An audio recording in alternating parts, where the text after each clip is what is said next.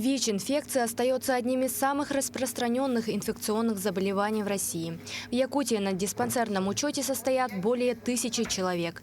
Пациентам оказывается вся необходимая консультативная, медицинская и психологическая помощь. В центре СПИД проводят психодиагностическое обследование и групповые работы. Групповая работа у нас проводится раз в месяц. Мы в формате общения, приглашаем всех.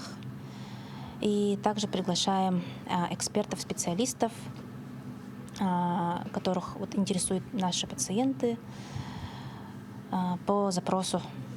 Для каждого пациента, который узнает о своем ВИЧ-статусе, это для него огромный стресс, он может испытывать чувство вины, стыда. Но мы стараемся помочь, помогаем, и всегда готовы.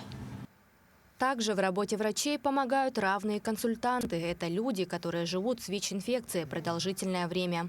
Они оказывают поддержку другим пациентам. Одним из приоритетных направлений Центра СПИД является проведение экспресс-тестирования, который направлен на раннее выявление ВИЧ-инфекции. С помощью экспресс-теста можно узнать ВИЧ-статус в течение 10 минут. Это современнейшие тесты на сегодняшний день. Анализ берется с пальца руки, обрабатывается все стерильной салфеточкой обязательно, палец.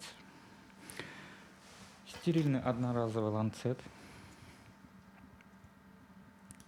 безболезненный прокол. Берется капилляр и капелька крови. Высокая точность анализа. Благодаря этому можно выявить ВИЧ-инфекцию на ранних стадиях диагностики.